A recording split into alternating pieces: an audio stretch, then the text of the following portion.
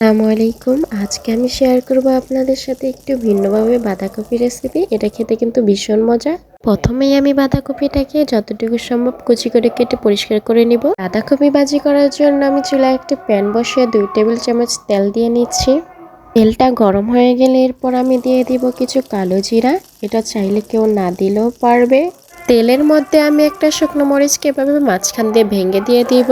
এরপর আমি দিয়ে দিব কিছুটা রসুন কুচি আর সেটাকে ভালো করে ভেজে নিব। আর যখন রসুনটা এরকম লাল হয়ে আসবে তখন আমি দিয়ে দিব 2টা পেঁয়াজ কুচি। পেঁয়াজ দেওয়ার পর আমি এটাকে ভালো করে ভেজে নিব লাল হওয়া পর্যন্ত। পেঁয়াজটা যখন ভালো করে ভাজা হয়ে যাবে তখন আমি দিয়ে দিব 1 চা চামচ লবণ। লবণটা আপনারা আপনাদের স্বাদ মতো দিয়ে দিবেন। পর দিয়ে দিব আমি কিছুটা পানি যেন পেঁয়াজটা পুড়ে না যায়। পর্যায়ে চুলার আঁচটা কমিয়ে রাখবেন, না হলে পেঁয়াজটা পুড়ে যেতে পারে। পর দিয়ে দিব আমি 1/2 চা চামচ হলুদের গুঁড়ো আর 1/2 চা চামচ ধনিয়ার গুঁড়ো। এরপর ভালোভাবে সবকিছুকে একটু কষিয়ে নিব। কষিয়ে নেওয়া হয়ে গেলে আমি দিয়ে দিব সেই কুচি করে রাখা বাঁধাকপিটাকে। বাঁধাকপিটা দেওয়া হয়ে গেলে আমি সেটাকে ভালো করে মশলাগুলোর সাথে মিক্স করে নিব।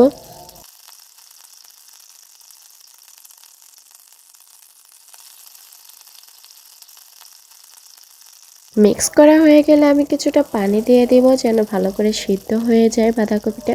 এরপর আমি দিয়ে দিব 4 থেকে 5টা কাঁচামরিচ কুচি করে কাটা। এরপর একটা ঢাকনা দিয়ে ঢেকে দেব। 10 থেকে 15 মিনিট পর আমি ঢাকনাটাকে উঠিয়ে একটু নাড়াচাড়া করে নেব। এরপর আমি বাঁধাকপি ভাজিটাকে একটু নাড়াচাড়া করে পাইপ্যানের একটা সাইডে নিয়ে যাব।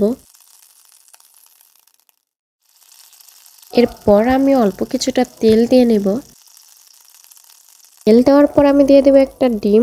ডিম ছাড়াও এই ভাজিটাকে এইভাবেই খাওয়া যাবে, কিন্তু ডিম দিলে এটা আরো বেশি মজা হয়। ডিমটা দেওয়ার পর আমি ডিমটাকে ভেঙে 1 চিমটি লবণ দিয়ে দিব ডিমের মধ্যে। এরপর আমি ডিমটাকে ভেঙে একদম গুঁড়ো গুঁড়ো করে নিব। ডিমটাকে ভেঙে গুঁড়ো গুঁড়ো করে নেওয়া হয়ে গেলে আমি বাঁধাকপির সাথে এটাকে মিক্স করে নেব। পর্যায়ে চুলার আঁচ মিডিয়াম টু হাই হিটে রেখে বাঁধাকপি ভাজিটাকে ভালো করে ভেজে নিব। ভালো করে ভেজে নেওয়া হয়ে গেলেই তৈরি হয়ে গেল আমাদের ভিন্নভাবে বাঁধাকপি ভাজি রেসিপি। এইটা খেতে কিন্তু ভীষণ মজা। যারা এভাবে কখনো বাঁধাকপি ভাজি করেনি তারা একবার হলেও বাসায় এইভাবে ভাজি করবে আর আমাকে কমেন্টে জানাবে কেমন হয়েছে। খুব অল্প সময়ে এই মজাদার ভাজিটা তৈরি করা যায়। আশা করছি আজকের ভিডিওটা সবার কাছেই ভালো লেগেছে। ভিডিওটা ভালো লেগে থাকলে লাইক, কমেন্ট এন্ড সাবস্ক্রাইব করে রাখবেন। দেখা হবে নতুন কোনো এক ভিডিওতে। এ পর্যন্ত সবাই সুস্থ থাকবেন, ভালো থাকবেন। আল্লাহ হাফিজ।